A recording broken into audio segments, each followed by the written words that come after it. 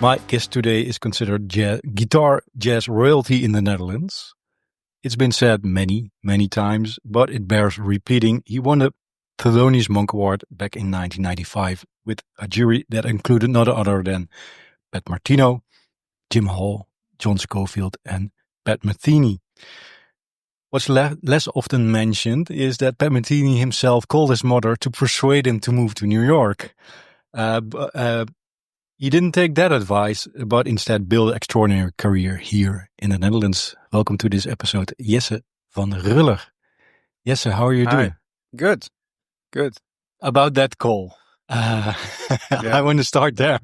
Well, I wasn't there, so I don't know. But my mom told me, there was a phone call for you. It took me a while to know, to understand who it was. It was in English, and so turned out it was Pat calling for me.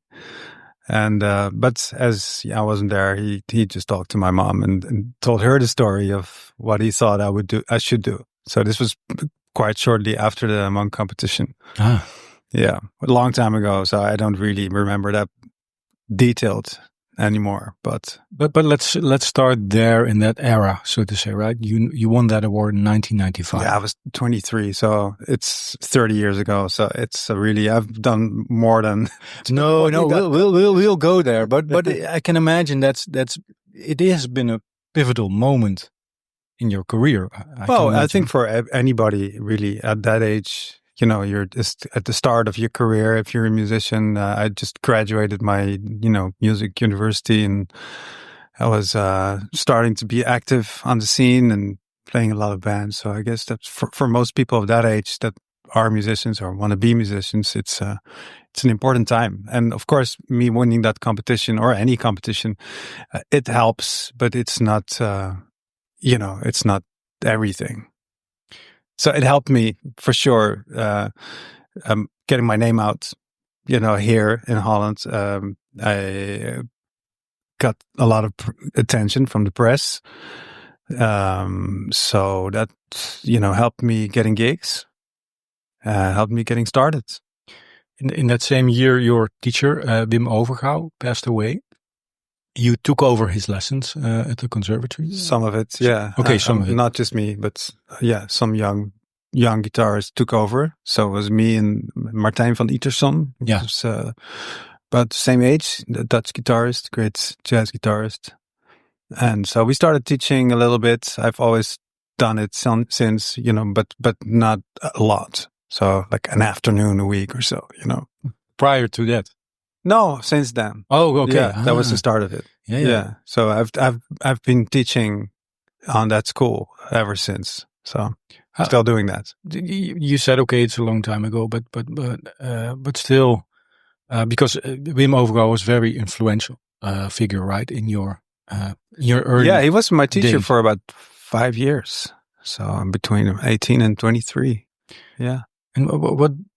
Because I can imagine if you're relatively young and somebody passes away and you take over his lesson, what did that mean to you back then? Well, the taking over lessons was just really helping out. Didn't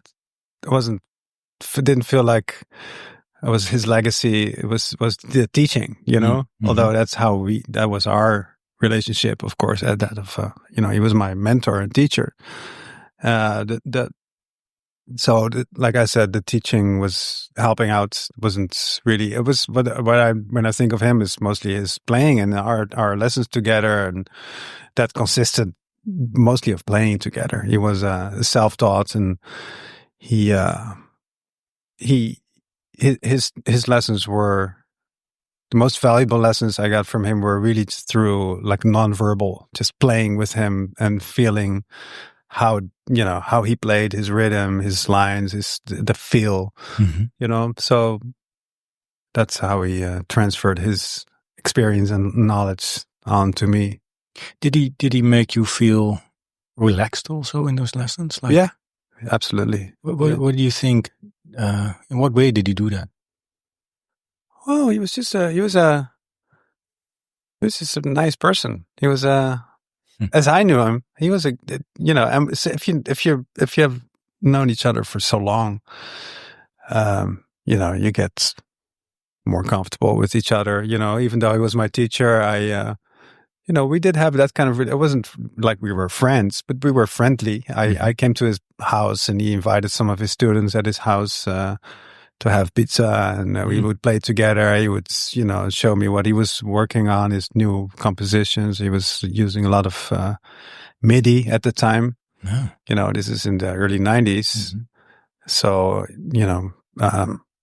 but he was pretty hip for his age, like using electronics and making electronic music with MIDI, and even trying to do that live. And yeah, so he was constantly working on new stuff, and he was a big fan of Steve Coleman, Gary Thomas, the whole M-bass, hip hop, jazz combination, and which was pretty hip for someone his age. He was in his 70s.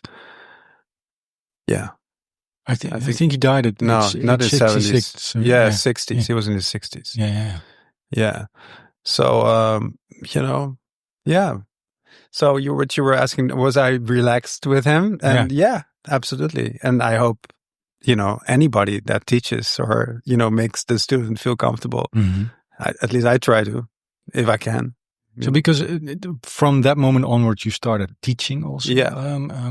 It's always been like a very little bit, Yeah, but okay, a part, but still, it's part of your musicianship, so to say. Yeah. Right? Did you have to learn that also to teach? Yes. Yeah. What helped? I'm not sure. Just getting older. No, I don't think of, like he was not a very systematical teacher, and neither am I. So probably because of, the way he taught. And I've become maybe better at, like putting into words what I think somebody should, like how to help somebody by talking to them, rather than only playing together and hoping something will stick, which I still also believe in. You can't put everything into words. But yeah, as you become older, I guess, you grow as a musician, so you have more experience, and yeah, that's it. There's a word that many guitarists in this series often mention, and it's obsessed. The word obsessed, and I heard you say it in interviews as well. Before you were going to conservatory, you were obsessed with the guitar. Yeah, I think in obsession can be a negative word, but I never experienced any negativity of it. But I've been obsessed, like extremely interested, and it was always very fulfilling. Spending a lot of time on the guitar. I still do it. I still play a lot of guitar just for fun. Like before you came here, trying to figure out how to play this little Italian melody that my daughter sings on her singing lesson. Like, can I find some chords with it? It's a nice melody, So I'm constantly, figuring out stuff on the guitar. It's just something. It's so much part of my whole imagination by now. I've been doing it so long, but I've always had it from the start. Like when I was starting to play guitar, I've been very happy holding a guitar and figuring out stuff. Yeah, that's a magical thing about an instrument, maybe the guitar in particular, right? That it can make you feel happy just to have it in your hands, right? Yes. Can you go back to when you first really had that feeling? Was that from the get-go when you started playing, or did it? Okay. Yeah. I've been always not obsessed, but I've always been super interested in the guitar. It's always had the simplicity, I guess, just the whole, like the vibrations and the fact that it's so clear, you make the string shorter and it's higher, and has a great visual aspect to it, the guitar. I think the simplicity is something I very much like about it. It's interesting because some players mention, oh, it's a complex instrument. Well, like if you go deeper, of course, but in its essence, it's a string. Well, there's 6 of them, but one string, you know, under tension makes a sound, and like if you're going out on a fence and you pull the fence and it vibrates as a sound, it's just the guitar is the same, and then with the frets, on the right spots, so you get you can play a scale or you can play a little melody. So in its essence, it's a super simple instrument, right? I mean, you can see how it works different than on the piano, even though it's the same concept.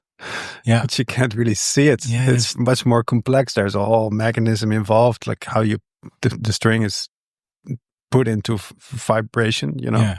And the guitar is just so it's almost basic. like a drum also that also gives instant gratification, right? Well, exactly, yeah. And I wanted to be a drummer before I played guitar. Yeah. That's also what a lot of guitar players tell me. Yeah. So tell me about that. How about I don't know. It's my parents played a lot of music, pop music from the 60s and 70s, and at home, records.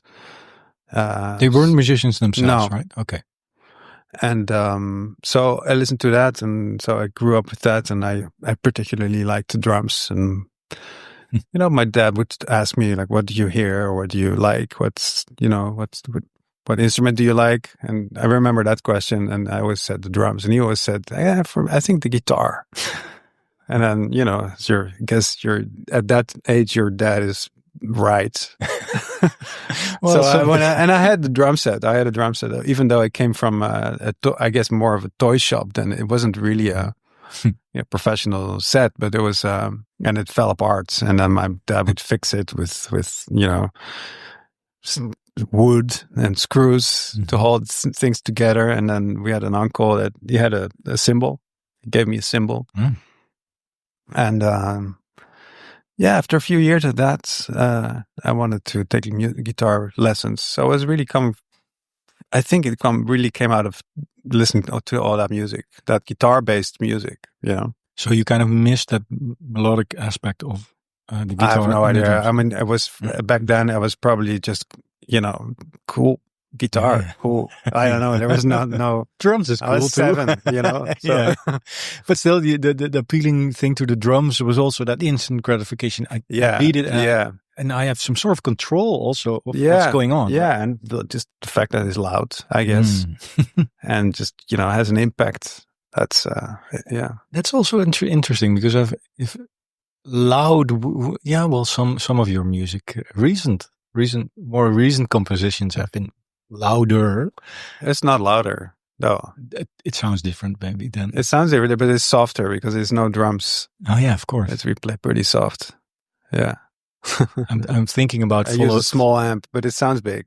I'm thinking about Follow the Sound, which is your a track also on your latest album. Yeah. Sounds big, but it's a little small amp like that. It's that's interesting. Okay, it's improvisation.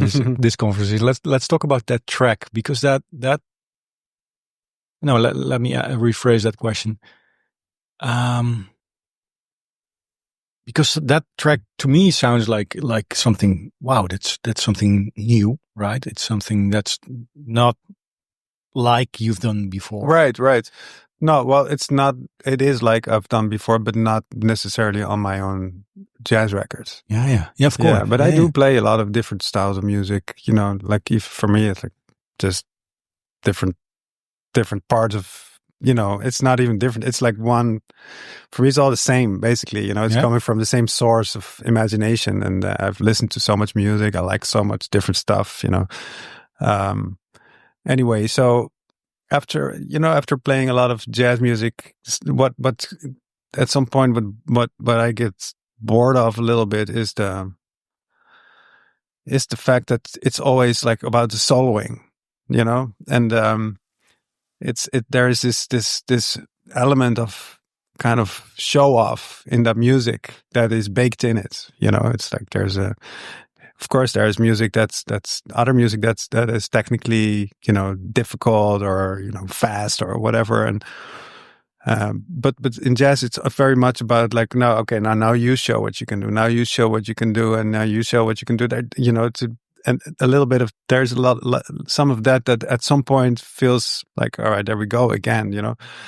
So I was a little, I don't know, maybe felt like the need to something else. And there was this guy, Blake Mills, that I'm a big fan of, and he made a few records. And one of the records is with Pino Palladino and bass player. Sam Gandel, guys from LA, and Sam is, and they had make some kind of jazz record. I would call it that, even though it's not swing, but it feels very improvised. But there are no solos on it, and it was just so.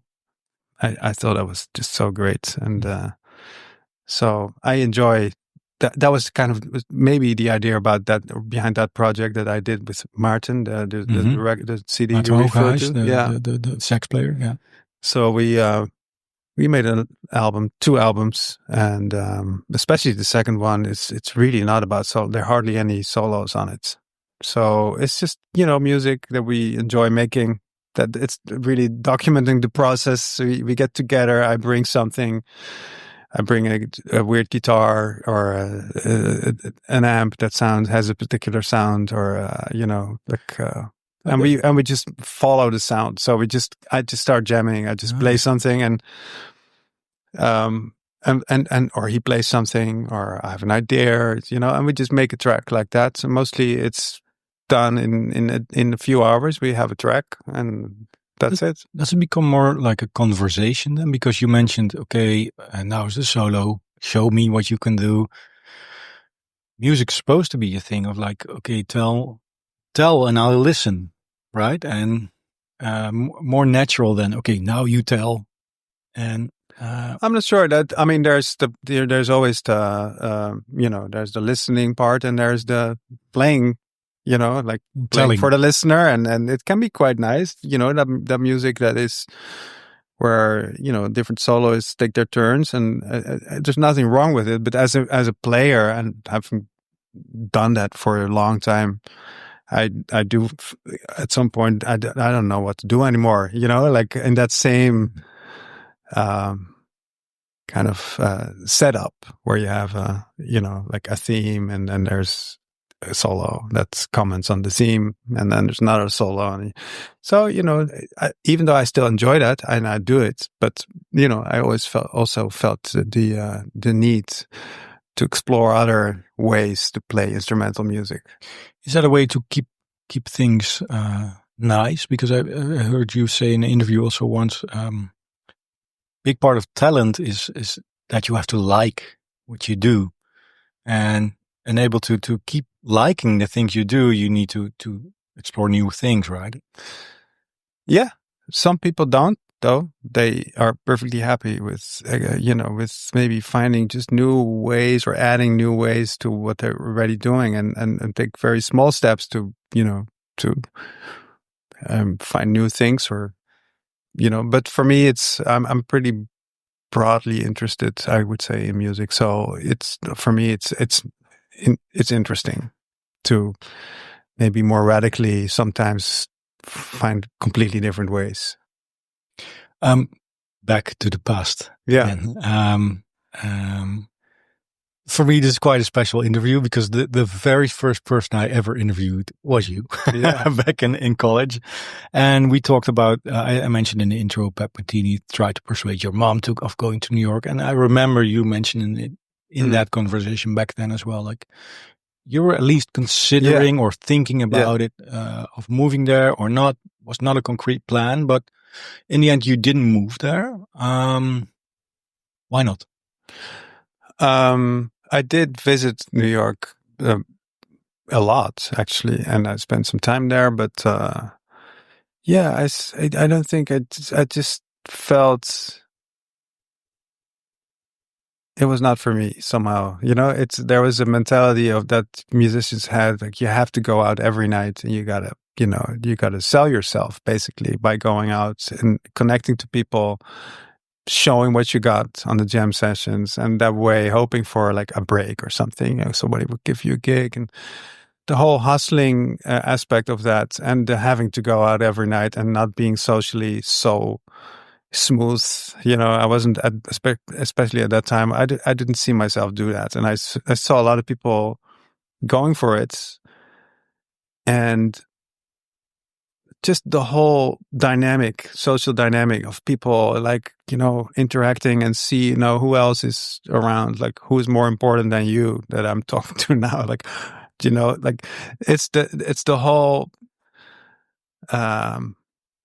you know what I mean? It's like, it's like a little bit of a jungle, and you got to fight, for like getting attention from the right people. And I don't know. I couldn't see myself do that. What was it really a choice? I'm not going, or did that like at one time? It was pretty clear after a while that I would not do that. Yeah, it was for a while where I thought maybe I should do that. Like still a lot of young players either do that or think about it or try it.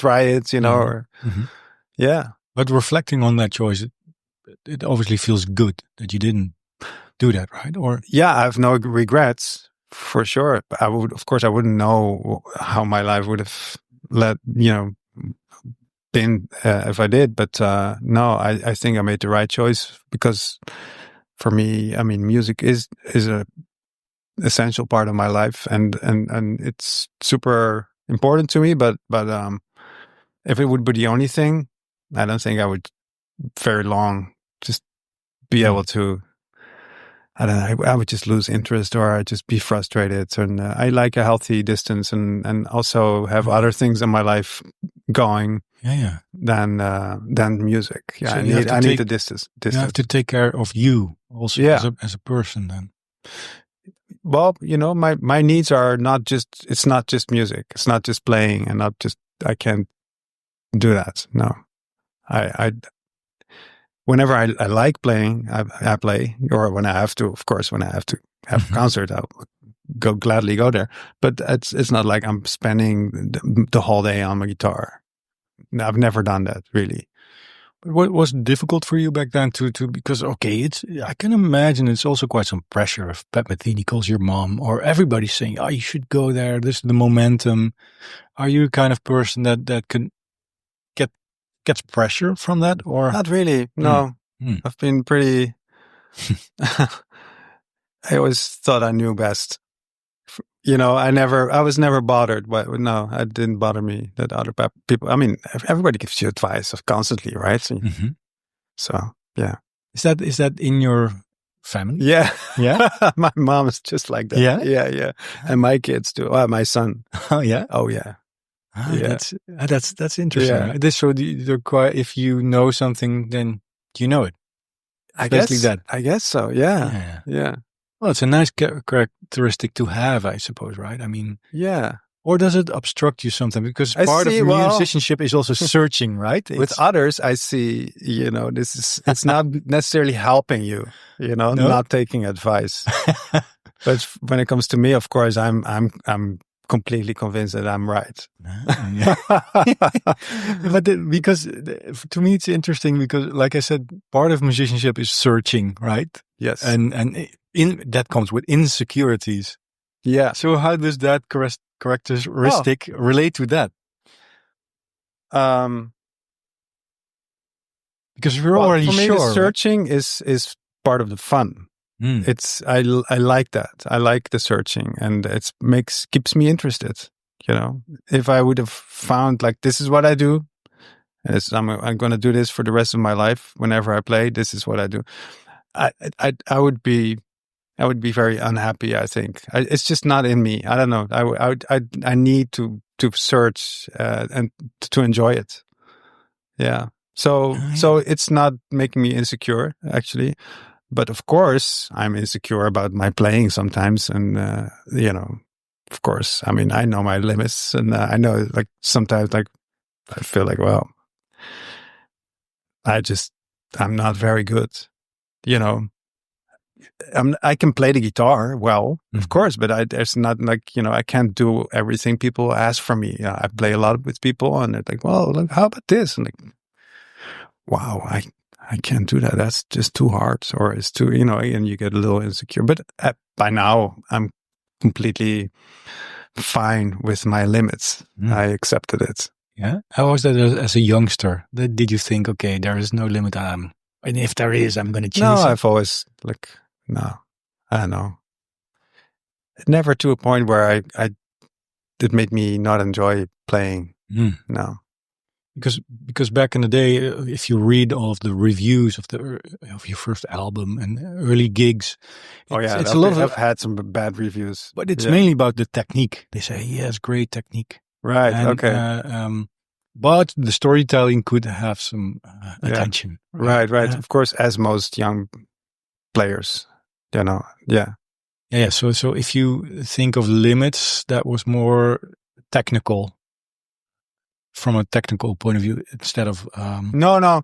Well, it's sometimes people bring very hard music that I cannot play, or I don't feel up to it. Like I don't know what to do. That happens, and that. So I guess if you ask me when are you insecure about playing, well, those are the moments.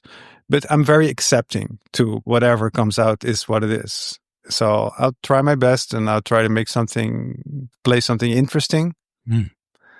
And if and it's completely fine if I don't match my own expectations, and I've learned to kind of get rid of my own expectations. I'll just try to jump in and see what comes out and accept. Are there any people who taught you that, or can you elaborate no, it's a little something bit? That I have like I said, I have sort of a healthy distance to playing. I think so. It's not the end of the world if I play bad. It's just, what's the worst that can happen is that people don't like it. Well, that's okay with me. I don't care. I don't really care. I mean, I would rather they do, of course, but it's like those are. What can I do more than just try my best?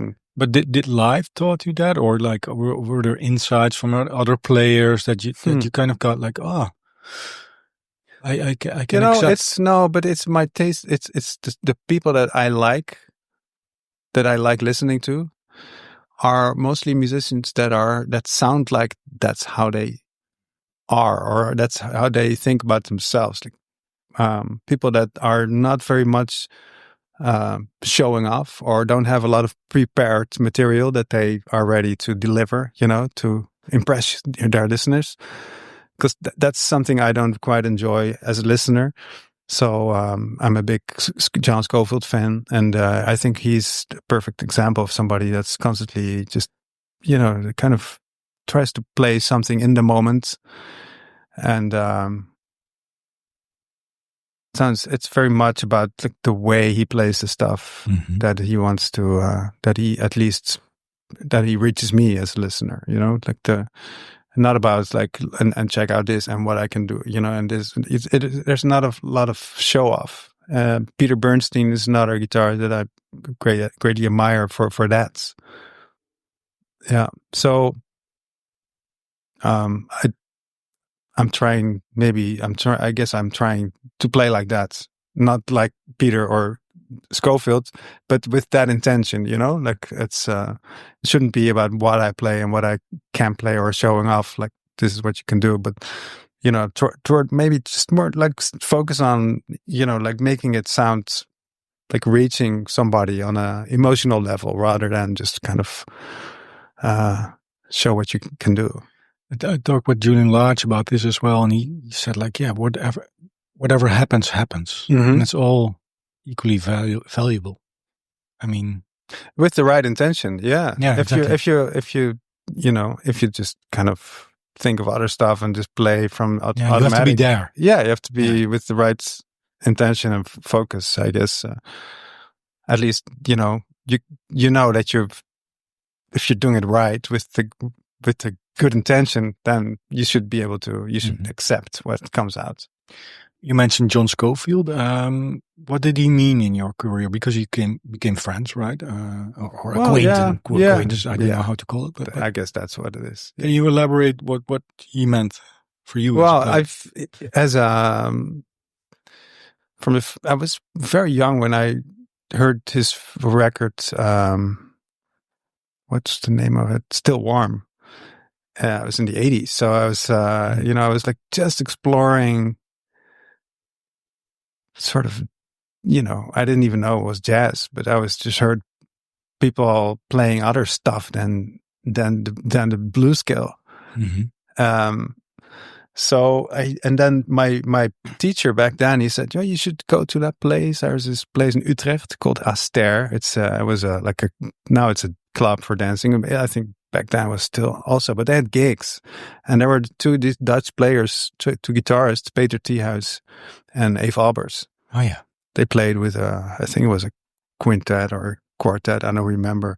They are huge those guys, right? Those guys, they made such a big impression on me. I was 15 or so.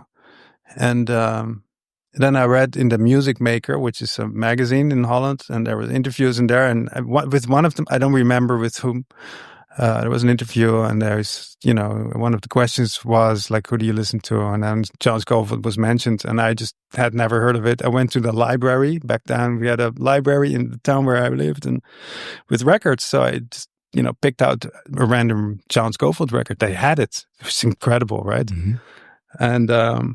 And I really remember strongly that first, like the first tune, techno. Oh. Deep, deep, deep, that tune. So it made this huge impression on me, and from that moment, like, this exists. What is it, you think? Because just the way he played and the notes he played. Syncopation also, right, of that tune, maybe. Well, no, it was really just his voice and the notes that he played, and it was weird and super exciting to me. So I gotta know what's going on here. What is this? So that was really from that moment, I guess the obsession started. Yeah. I can imagine it's also on an intellectual level intriguing, right? If you hear like, whoa, this is crazy. For me, it was definitely an emotional experience. Okay. Yeah. Ah, yeah. That's interesting because it's also complex, right? Well, that can, emotion is not just simple things. No. Like you can get. That's why this series is by called complexity. This series is called 60 Skills and the Truth. So it's kind of a wink to exactly that. Yeah. And that there is truth or emotion in complexity. Yeah, I mean, if you listen to like Bach and orchestral works of whoever, like can be super highly emotional experiences, even if you don't understand what's going on. And I mean, complexity for complexity's sake is nothing. I mean, it's uninteresting, so it has to serve a purpose, right? Complexity. So the 15-year-old Jesse, about 15, with the record player. Playing John Scofield. So then what happened? And then it started to become really serious for you? Well, that's when I started investigating more, and trying to kind of play like that, which I had no idea what they were doing. I only knew the blues scale. And before that, I heard Brian May and Stevie Ray Vaughan and Jimi Hendrix and, like Mark Knopfler. Oh, yeah. That's 80s, yeah. And some, there was some. I remember really liking a guitar solo on the Lionel Richie too. Like, what's the name of the tune? I don't remember. And it turned out to be the guy from Toto. Oh, Steve Lukather. Yeah, Steve Lukather. It's a pretty killing solo, and he played some, interesting stuff there that I didn't know either. It's like, this is different. It's really different. So, I started slowly figuring out that, but it took me a while because. There was no information, of course. There was no internet, so I didn't know what are they doing. I didn't know about harmony or scales or whatever, nothing. So I just started listening to stuff and imitating, and Then I had a classical guitar teacher. He had no idea about jazz harmony or like bebop language or whatever It is. So it took me a while to kind of, find my way. And did they have more Scofield records in the library? yes. Yeah. No, You from got that them all? moment on, I started like, finding everything and taping everything. Yeah. In a way, it's easy to romanticize that era, right? But in a way, it's also focus wise, it was a good thing that you can land one album, that's it, right? Yeah, if it's rare, if it's hard to find, it becomes more valuable. Yeah, so exactly. I started listening. Like every record I found that I liked, or that I, like maybe after Scofield's, I heard the name Jimmy Rainey. So I don't know where I read it somewhere, I guess. So I got a record of Jimmy Rainey. I've listened so much to it. I just knew every note of that record. And I don't see that happen right now, unless maybe some people are, like intrigued by a certain record and they keep going back to it. So it still happens, but it's harder now because everything is available, I miss the booklets of albums because I used to think, this drummer, where does he play more? And get Tidal. Ah, yeah, of course. Yeah. But on Spotify, it's no, you don't know who's drumming, there. right? Yeah, I mean, yeah. On Tidal, there's this all cross-reference. So if you find a drummer, then you click on the drummer's name and bam, you see it. Ah, that's a good advice. Yeah, it's great. Hey, so at one point you must have considered, okay, I want to go to conservatory. I want to make this an effort. I want to give it an effort. And can you elaborate a little bit on that? Like when you thought, okay, this is going to be the thing I'll be doing. Yeah, so I didn't know that existed, of course. So once I found out that you could actually go and study jazz, it was obvious for me. Like that's what I'm going to do. Any other plans that were, Before that, I did a test like on high school, like at some point you have to take tests, like what do you want to be later when you grow up, and then jazz guitar player. Yeah, there was no option. That was ridiculous. I just remember, do you like flowers? Yes. So one of the results was like, you could be a florist. No, and I liked writing. I had briefly thought about journalism or studying Dutch literature, because my mom is a Dutch teacher. I guess that's part of it. Yeah, no, but I never really considered that seriously. No, whenever I found out that that there's those schools, guitar, jazz schools exist. That kind of created an extra box on the form, jazz guitar player. That's not a florist. the most famous florist in the Netherlands. Okay, but and how did your parents react? Like were they supportive? Yeah, they were not super happy with it. Yeah, so I think now you got to think about I mean, it's only logical, but not to a point where they kind of you can't do it. No.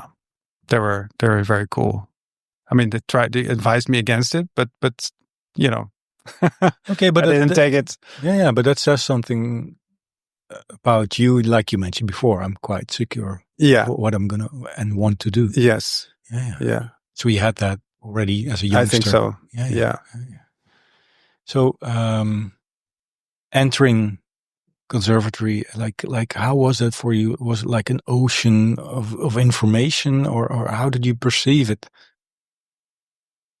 Or was it just time? Like because that's also you're in a bubble of like-minded people that have the same interests. So you learn from each other. Of course, you learn there's the school, the information you get, but it's a small part of it. I still see it like that. So I'm only playing a minor part in their whole, when I teach.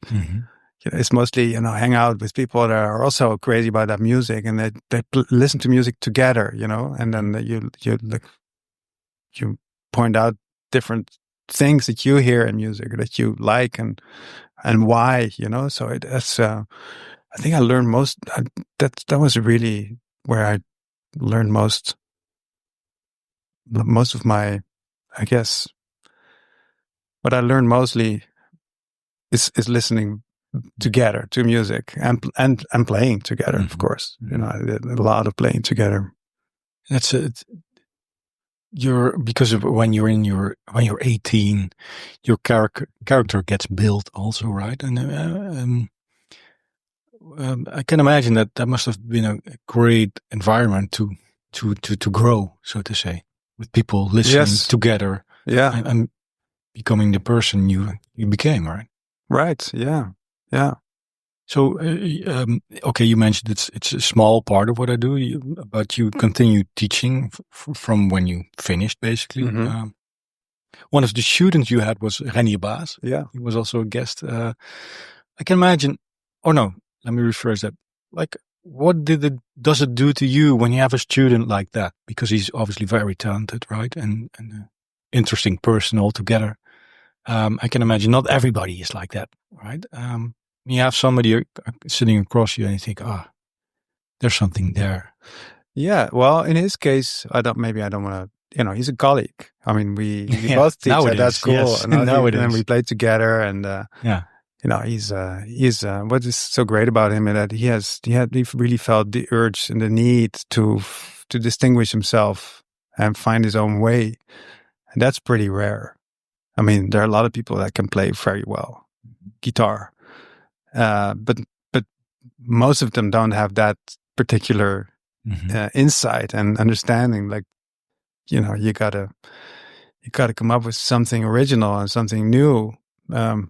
Hopefully, I don't know if you have to, but he wanted to, so that's mostly what I saw. And I don't know what part I played. I mean, hardly any, I think. Yeah. Yeah. But as most people that play really well, I don't know. Do you know Ella Zerinja? Yeah. She was also a student at the school. I taught her same thing. She's, there's so much drive from within. Oh yeah. You're just there, maybe kind of coaching. Like, you could check this out, or, if you're like listening to you from a distance, maybe you could, like this happens a lot, or that's it. Yeah. Pretty much. And the rest is like we play together and maybe something sticks, but yeah. But so the very talented students are the ones that you need to teach least, I would say, because they're going anyway. They're already moving and finding stuff on their own. Does that energize you as well as a player and a musician to see those talents? Yes. No, I love it. Yeah. As a teacher, I get, of course, a lot of, I feel like it feels like if I can make a difference to somebody, that's nice. Mm-hmm. I feel like, all right, I've really contributed something. And when somebody just plays really great and knows exactly what they want, it's also fun because we can play together and it's great to see. Yeah. But my part is, of course, of a less importance. Mm-hmm. Yeah. Hey, I want to talk about your music again. You released 2 albums with Maarten Hogenhuis. Great albums, conversations, so to say, with a guitar and a saxophone. Mm-hmm. You mentioned it before. There was a period that you didn't release many, or didn't release albums in your own name, right? Jesse van Ruller. What happened in that period? Yeah, well, at some point I felt like, I don't want to make more of the same. So I just started finding different stuff, so I've made two albums with a trio with, even it was not my name on the cover. It was a trio of bass and bass clarinet, chamber tones trio. But it's my tunes on there and also theirs, but it's, and, same with Maarten. It's a lot of my tunes, some of his and our tunes that we wrote together. So that's more interesting to me at this moment. I don't feel like really recording more jazz tunes. Mm. It's different now. Like you don't really need, I feel like, you can't really make any money from making a CD. So it has to be, artistically, enriching for me as a maker, making it, there's no commercial, part in it. So, and it used to be different. So I did for my first, I don't know, 5, 6, 7 CDs, I guess. I made money, and it was like good incentive to make another one, and I could tour with it, and in a way, that's a good thing then, right? That it kind of brings it back to the core. You have to really, really want it, and you have to make for it. me in our little jazz bubble, like that's I think how it is for most people. Mm-hmm. Yeah, it's just and for me that's means like I want to. If I go into a studio and record music, it has to be something that I haven't done before. Otherwise, why would I do it? Would I make another CD with standards? Even though I played it live, but I enjoy that. I like playing it live. And nowadays, if you go to Spotify or to YouTube, you see all these gigs recorded. There's a lot of Bimhuis gigs that are completely, the whole thing is online. Like, why would I go to an expensive studio and record it and without the video? It sounds just as good. Mm-hmm. It's just unnecessary for me. Like, I don't see why I would do that. So you made 2 albums with Maarten now. Mm-hmm. Were that the first 2 of more? Who knows? Who knows? I don't know. We haven't talked about it yet. Can you tell me something about other things you'll be doing in the recent or in the future, upcoming future? Like recording or just things you're going to do? No, so we're in February now. So next month I'm doing another tour with Peter Bernstein in duo.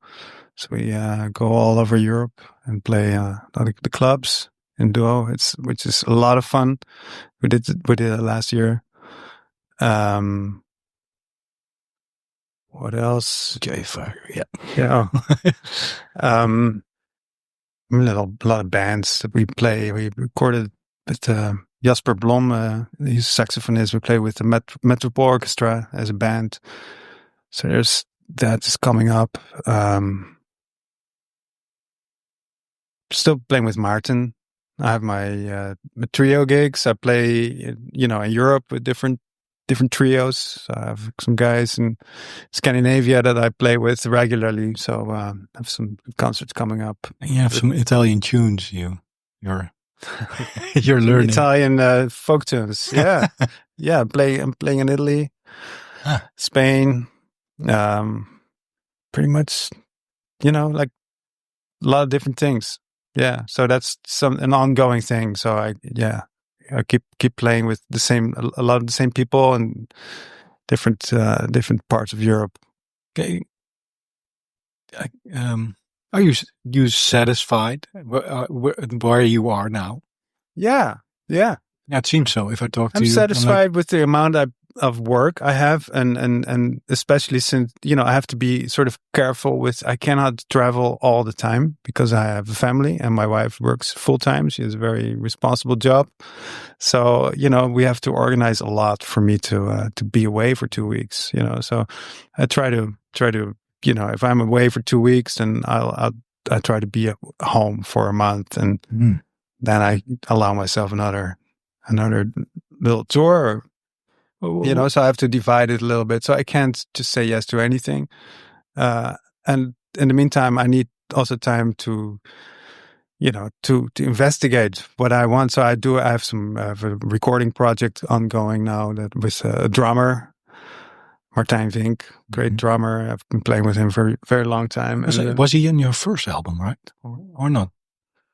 Not my first. Oh, second maybe. Or maybe, I don't remember. Okay, but from the 90s. Yeah.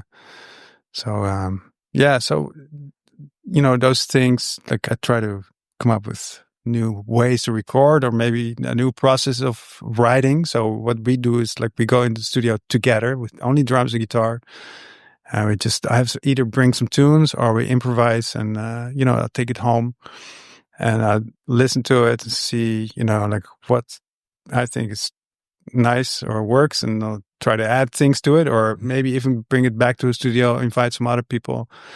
It's a different process than rehearsing a band and then going into a studio to just record it and release it, which is more of a live registration, right? And that way of making a CD, I've done a lot of that, and I don't really see now at this point like why I should do that more. So I'm looking for other ways to use the studio and to make CD as a separate outlet, you know. So there's a live playing, and then the recording is I try to come up with something that I would not do when I would play live. It's like something different. Final question, because you mentioned I have a family now. Did you need to learn to focus while becoming a family man? And musicianship is like, okay, you need freedom in your head, I suppose, also, right? Can you tell me a little bit on how, as a family man, you found your focus as a musician?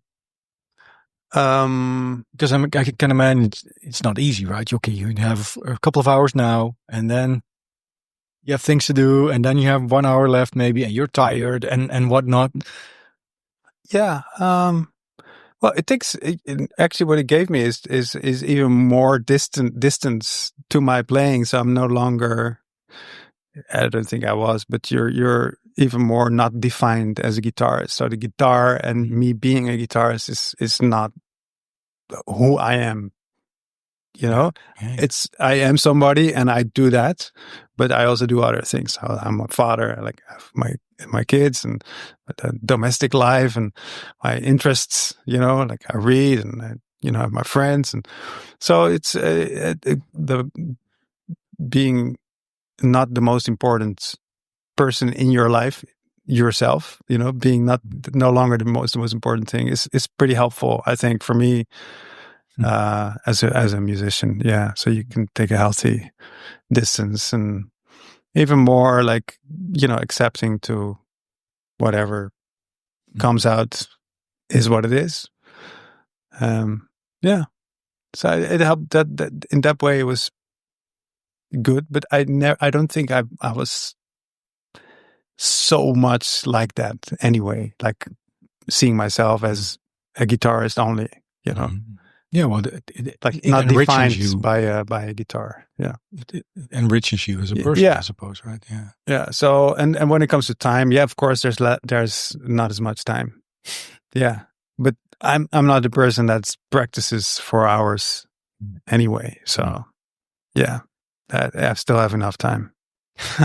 It's okay. That's a nice ending. I still have enough time. Yeah.